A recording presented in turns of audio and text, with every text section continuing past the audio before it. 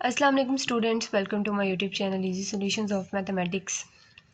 आज की वीडियो में हम लोग करेंगे सिंप्लेक्स मेथड। हम लोग पहले पिछली वीडियो में से स्टार्ट कर चुके हैं। सबसे पहले वीडियो में मैंने आप लोगों को इंपॉर्टेंट डेफिनेशंस करवाई थी, उसके बाद मैंने एग्जांपल नंबर 1 करवाई थी जो कि मैक्सिमाइज़ का केस था, और वो मैंने बहुत डिटेल्ड वीडियो बनाई थी। अगर किसी ने अभी तक नहीं देखी तो पहले वो वाली वीडियो देख ले, क्योंकि उसके अंदर काफ़ी ज़्यादा डिटेल बताई है। आज मैं आपको सिर्फ ये बताऊँगी कि आज भी मैं सॉल्व करके बताऊंगी, लेकिन मैं ये बताऊंगी कि सिंप्लेक्स मेथड में अगर क्वेश्चन मिनिमाइज़ की फॉर्म में आ जाए। पिछली वीडियो में मैं बता चुकी हूँ कि मैक्सिमाइज़ की फॉर्म में आ जाए तो उसको किस तरह से हमने सॉल्व करना है, लेकिन अब मैं आपको बताऊंगी अगर क्वेश्चन मिनिमाइज़ की फॉर्म में आ जाए तो आपने उसको किस तरह से सॉल्व करना है। इसके सॉल्व करने के लिए ना दो तरीके होते हैं। एक तो होता है मिनिमाइज़ का तरीका होता है कि जिस तरह हम लोग टेबल में से ऊपर से मोस्ट नेगेटिव वैल्यू लेते हैं मैक्सिमाइज़ केस में, जैसे मैंने पिछली वीडियो में बताया था। तो अगर मिनिमाइज़ केस होना तो हम उसमें से मोस्ट पॉजिटिव वैल्यू लेते हैं, यानी जो बड़ी और पॉजिटिव वैल्यू होती है वो लेते हैं, और रेशो का मिनिमाइज़ हो या मैक्सिमाइज़ हो हिसाब वही रहता है कि हमने लीस्ट पॉजिटिव ही लेनी होती है। लेकिन मैं हमेशा ये सजेस्ट करती हूँ कि मिनिमाइज़ के केस का अगर कोई भी क्वेश्चन आए तो आप उसे मैक्सिमाइज़ में कन्वर्ट कर लें और फिर उसको उसी तरह सॉल्व करें जिस तरह हम लोग पहले क्वेश्चन सॉल्व करते आ रहे हैं। यानी कि आप लोग एक ही पैटर्न में रहें, चेंज ना करें। यानी आप पहले एक मैक्सिमम का और करें मेथड, मिनिमाइज़ का और करें। समटाइम्स बहुत ज़्यादा प्रैक्टिस करने के बावजूद भी, यानी आपको मैक्सिमाइज़ भी आ जाए मिनिमाइज़ में आ जाए, समटाइम्स पेपर में इतनी कन्फ्यूजन हो जाती है कि माइंड पता ही नहीं चलता, काम नहीं कर रहा होता, तो फिर मिक्स हो जाता है सब। तो ये ना हो कि आप लोग फिर मैक्सिमाइज़ में मिनिमाइज़ कर रहे हैं, मिनिमाइज़ में मैक्सिमाइज़। इससे बेहतर यही है कि जब भी आपको मिनिमाइज़ का कोई भी क्वेश्चन आए तो आप उसको पहले मैक्सिमाइज़ में कन्वर्ट कर लें और फिर आप उसको सॉल्व कर लें। और अगर आपने मिनिमाइज़ में करना है तो आप मैक्सिमाइज़ वाला जो है उसको मिनिमाइज़ में कन्वर्ट कर सकते हैं। लेकिन मोस्टली यही होता है, मैक्सिमाइज़ में अगर क्वेश्चन आया जिस तरह मैंने आपको पिछली वीडियो में बता दिए उस तरह से उसको सॉल्व करना है। मैक्सिमाइज़ में किस तरह से सिंप्लेक्स का कोई भी क्वेश्चन सिंप्लेक्स का हो, मैक्सिमाइज़ में हो तो जिस तरह मैंने बताया उस तरह से सॉल्व करना है, और अगर कोई मिनिमाइज़ में हो तो उसे आप कन्वर्ट किस तरह से करेंगे और किस तरह सॉल्व करेंगे ये मैं आपको बताती हूँ अब। सबसे पहले हम लोगों ने the objective function of the minimization type, so we convert it into maximization type. तो सबसे पहले हमने देखना है कि जो हमारा ऑब्जेक्टिव फंक्शन है वो तो मिनिमाइज टाइप का, तो हम पहले इसे मैक्सिमाइज में कन्वर्ट करेंगे और बिल्कुल उसको फिर वैसे सॉल्व करेंगे जैसे हमने क्वेश्चन नंबर 1 एग्जाम्पल नंबर 1 को सॉल्व किया था। अब देखिए, फर्स्ट हमने उसको कन्वर्ट करना है। कन्वर्ट किस तरह से करना है? सिंपल जो ऑब्जेक्टिव फंक्शन होगा, ऑब्जेक्टिव फंक्शन कौन सा होता है? जो हमारे पास जी होता है, इसको हमने कन्वर्ट करना है। मिनिमाइज ऑफ जी है ना, तो हमने इस जी को माइनस से मल्टीप्लाई करवा देना है, यानी इस जी को माइनस से मल्टीप्लाई करवा देना जो हमें दिया हुआ है, मिनिमाइज ऑफ जी। और अगर हम इस जी को माइनस से मल्टीप्लाई जब करवा देंगे तो वो मैक्सिमाइज में चेंज हो जाएगा, यानी minimization of G is equal to maximize of minus G. ये एक तरह से आपने याद रखना, फॉर्मूला ही समझ लें। Minimize of G is equal to maximize of minus G is equal to, अब हमें माइनस जी हर जगह लिखेंगे, मैक्सिमाइज ऑफ माइनस जी, ये मैक्सिमाइज ऑफ माइनस। तो इससे बेहतर ये है कि आप इसको कोई नाम दे लें। मिनिमाइज ऑफ जी हमें गिवन था, हमने उसको मैक्सिमाइज ऑफ माइनस जी के इक्वल होता है ये कर लिया। उसके बाद हम लोगों ने इस माइनस जी को एक जी स्टार नाम दे दिया, इसको एक जी स्टार नाम दे दिया, और जी स्टार जो है वो माइनस जी के इक्वल है। तो हमने ये बजाय मैक्सिमाइज ऑफ माइनस जी के हमने मैक्सिमाइज ऑफ जी स्टार कर दिया। तो अब हमें जो ऑब्जेक्टिव फंक्शन गिवन था हमने क्या किया, minimize of G is equal to maximize of minus G. Maximize of minus G को हमने जी स्टार कह दिया इज इक्वल टू, जो भी हमारा ऑब्जेक्टिव फंक्शन आगे पड़ा है ना, हमने इसको माइनस से मल्टीप्लाई करवा देना है। जिस तरह से गिवन है उसी तरह ही करवाना है। अब ये इक्वल के इस तरफ है माइनस जी, तो इस तरफ भी हमने माइनस से मल्टीप्लाई करवाना है, फिर उसको इधर ले आना है। ये ना हो गया आप पहले इधर लेके आए और फिर माइनस से मल्टीप्लाई करवा रहे हो, क्वेश्चन गलत हुआ। मिनिमाइज ऑफ जी है, maximize of G star is equal to, अब हमने दूसरी तरफ माइनस से मल्टीप्लाई करवाया तो ये 8x1 था तो माइनस 8x1 हो जाएगा, और ये माइनस माइनस प्लस तो प्लस 2x2 हो जाएगा, तो ये प्लस 2x2 हो गया। सिंपल, कोई रॉकेट साइंस नहीं है। गिवन ऑब्जेक्टिव फंक्शन में हम लोगों ने इस तरफ और दूसरी तरफ माइनस से मल्टीप्लाई करवा देना है तो वो मैक्सिमाइज में कन्वर्ट हो जाएगा। इधर माइनस जी को हमने जी स्टार कह लिया, इधर वाला ऐसे रहा। सब्जेक्ट टू वही कॉन्स्ट्रेंट्स दोनों आएंगी, इनमें बिल्कुल कोई चेंजिंग नहीं होगी, ना इनको हमने कोई मल्टीप्लाई करवाना है, सिर्फ ऑब्जेक्टिव फंक्शन में हमने चेंजिंग करनी है, उसके हमने मैक्सिमाइज को मिनिमाइज में कन्वर्ट किया है, बस सिंपल यही।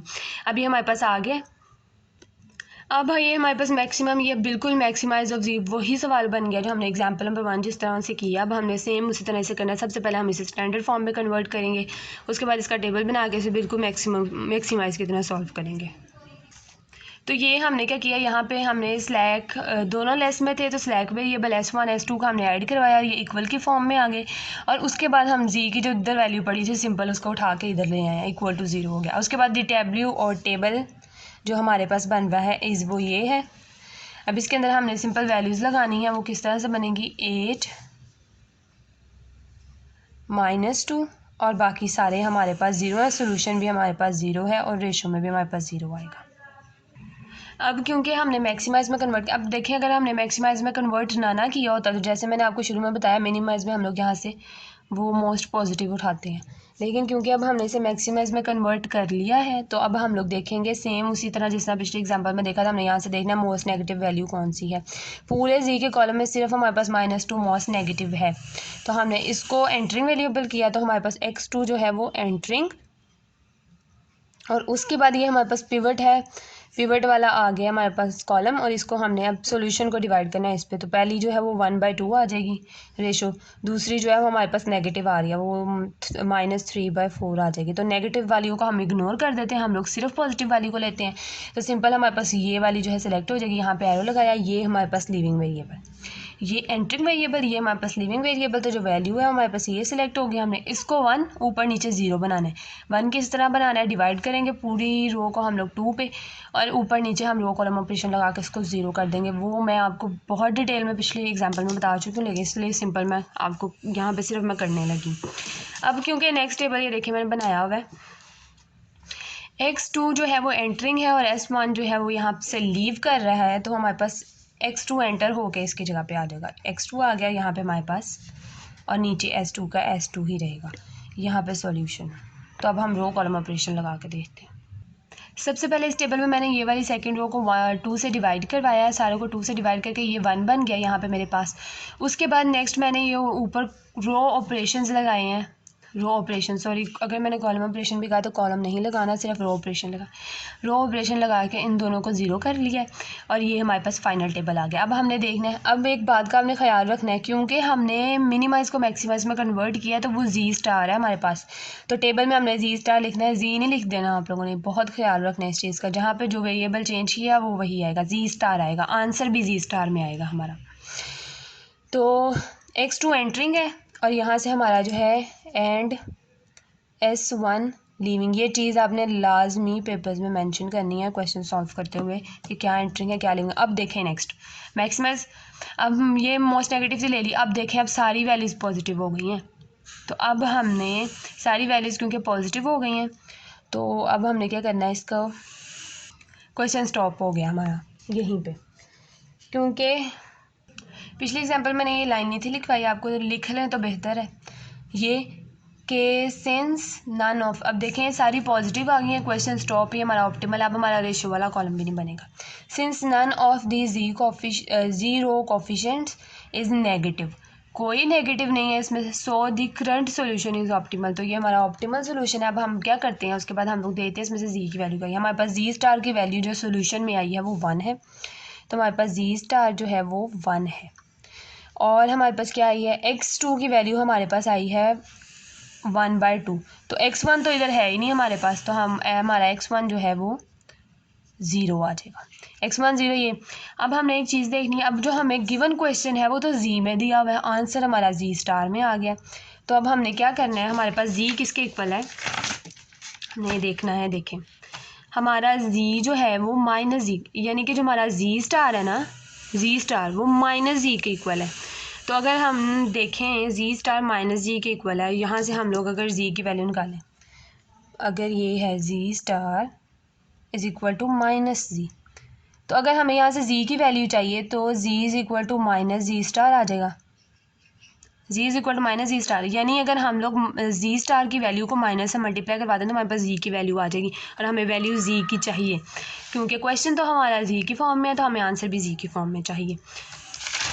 तो यहाँ पे सिंपल हम लोगों ने क्या करना है, हमने G is equal to minus G star की वैल्यू -1 हो गई, उसके बाद x2 इज़ इक्वल टू 1/2 ही रहेगा, और x1 जो है वो हमारे पास इक्वल टू 0 ही रहेगा, बाकी सारी वैल्यूज़ बिल्कुल वैसी होंगी। ये हमारे पास आ गई है जी की वैल्यू, अब ये आ गई हमारे पास ये वाली वैल्यू, क्वेश्चन तो यहाँ पे हमारा ख़त्म हो गया, लेकिन आगे हम एक वेरिफिकेशन करेंगे। वेरिफिकेशन से एक तो आपको पता चल जाता है कि आपका आंसर ठीक आया है कि गलत आया है, कोई मिस्टेक है।